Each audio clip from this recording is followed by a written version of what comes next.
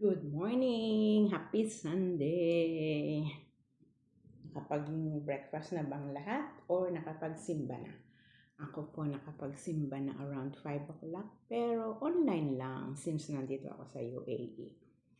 Bihira lang ako makapagsimba sa church, makapunta sa church. So, online na lang ako. Salamat kay Father Joel na nasa online. Thank you po, Father. Ako, everyday yan, either na 4 o'clock, 5 o'clock, gano'n. Hindi ko nakakalimutan magsimba. Kasi yun ang inspiration ko the whole day. Kahit meron akong mga stress, meron akong problema, basta nakapagsimba ako at nakarinig ako ng Word of God, ng banal na misa, okay na ako. Like, katulad ngayon, meron akong pinagdadaanan, pero okay lang kasi andyan si Lord.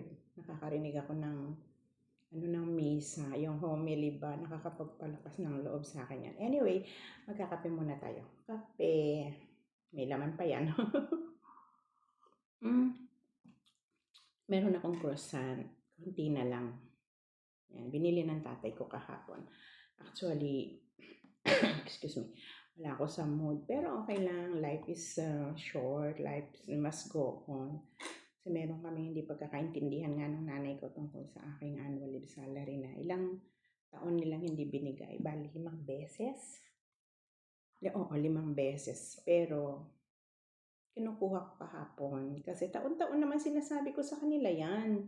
Kada ikalawang taon. Parang akong may goiter, Pero hindi, kasi yung goiter, di ba dito? So, taon-taon, sinasabi ko yan. Kada ikalawang taon. Kasi yung kalawang taon ko na yung bakasyon ko binibigyan nila. Pero yung taunan ko, hindi nila binibigay. So, sinabi ko nung isang araw, hindi daw niya mababayaran kasi daw malaki na, ganito. Kasalanan ko yun. Kada ikalawang taon, sinasabi ko yun para maibigay niya katulad noong isang taon. Sinabi ko, nag-send pa ako ng link, nag-send pa ako ng copy ng kontrata ko na nandun yung kailangang bayaran nila sa akin. Sabi niya, titingnan niya. Umabot yung ilang buwan, hindi niya binigay. Umabot yung natapos na naman ako ng 2 taon, hindi niya binigay.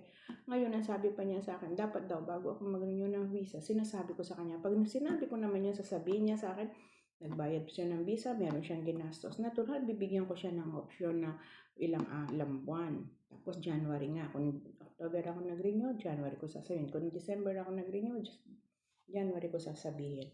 So, ganon. Tapos makakalimutan niya. Of course, that time hindi ko pa kailangan. Sige, okay lang. Pero at least nasabi ko, di ba? Pero sasabihin nilang hindi nila babayaran, hindi. Magpa-proper authority ako. Merong more dyan na makakatulong sa akin. Yun lang yung ko doon.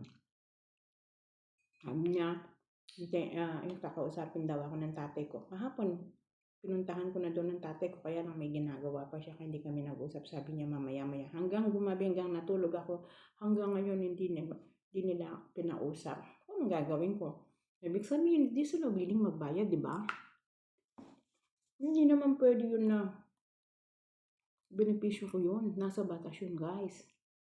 Nakakontrata ko yun. Kailangan bayaran nila yun. Pag ako nagpamore, marami pa silang mababayaran. Yung mga sick leave ko na hindi ko kinuha ng 10 taon, ng 9 na taon, Yung mga day off ko na hindi ko nilabas, dapat bayaran nila yon. Yung mga holiday na hindi nila binayaran din sa akin, marami silang babayaran.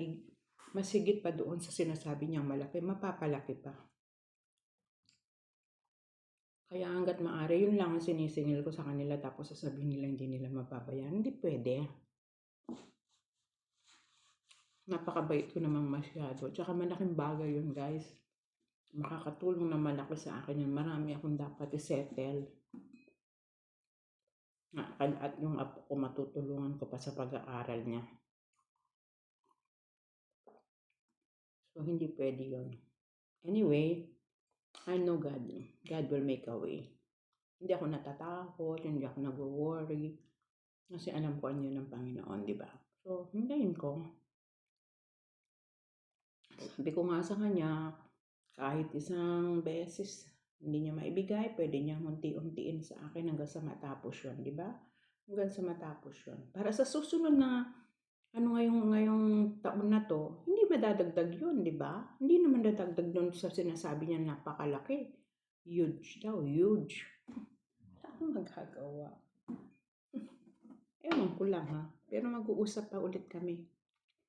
Medyo na-upset siya sa akin. Medyo nagdamdam siya sa akin. Paano naman ako, guys? Akin yun. Pera ko yun. Pinagpaguran ko yun. Karapatan ko yun. Benepisyo ko yun, di ba?